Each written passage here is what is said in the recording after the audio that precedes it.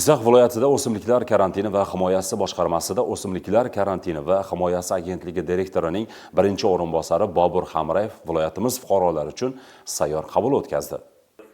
Tadbirda chigirtka va tut parvonasiga qarshi kurashish markazi boshlig'i, agrokimyoviy tahlil laboratoriyasi rahbari, boshqarmaning axborot tahlil bo'yicha bosh mutaxassisi, barcha o'simliklar karantini va himoyasi, tuman bo'limlari rahbarlari, axborot kommunikatsiya texnologiyalari xodimlari hamda tuman markaziy inspektorlari ishtirok etdilar. Unda respublika miqyosida, ayniqsa Jizzax viloyatida dolzarb bo'lib qolayotgan chigirtka hamda tut parvonasiga qarshi kurash masalalari keng muhokama qilindi. Mutaxassislar tomonidan bu yo'nalishda biologik va kimyoviy nazorat choralarini uyg'unlashtirib olib borish tajribalari bo'yicha axborotlar taqdim etildi. Shuningdek, o'simliklarni himoya qilish bo'yicha mavjud muammolar, ularni bartaraf etish yo'llari, ilg'or tajribalarni joylarga joriy etish, dala chetlaridan samarali foydalanish hamda ushbu hududlarda zararkunandalar tarqalishining oldini olish muhimligi ta'kidlandi. Bu borada monitoring tizimlarini kuchaytirish va fermer xo'jaliklari bilan hamkorlikni mustahkamlash zarurligi qayd etildi.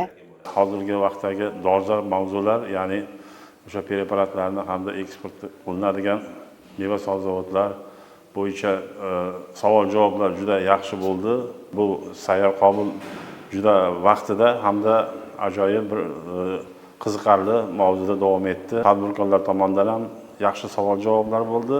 Muhokamalarda kimyoviy vositalardan foydalanish tartibi, ularni ruxsatnoma asosida olib kirish, ro'yxatga olish va savdoga chiqarishdagi me'yoriy hujjatlar bo'yicha mutasaddilar fikrlari tinglandi. Ularning xavfsizligi va agrotexnik talablarga muvofiqligini ta'minlashga doir chora-tadbirlar belgilab olindi. Qabul davomida ishtirokchilar o'zlarini qiziqtirgan savollar bilan murojaat qildilar. Ularning har biriga mutaxassislar tomonidan batafsil javoblar berildi.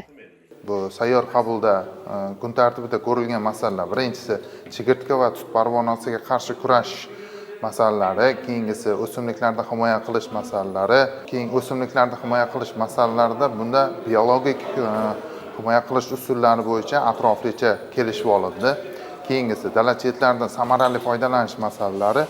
Dala chetlaridan samarali foydalanish masalalari bu O'zbekiston Respublikasi Prezidentining PQ 465-sonli qarorida ijrolarni bajarish, eksportbop ko'chatlar va urug'larni yetishtirish bo'yicha masalalar atroflicha kelishib gaplashib olindi. Sayyor qabul davomida sohaga oid dolzarb masalalar atroflicha muhokama qilinib, amaliy yechimlar belgilandi. Tadbir ishtirokchilari uchun bu uchrashuv foydali muloqot maydoniga aylandi va muhim takliflar bildirilishiga xizmat qildi.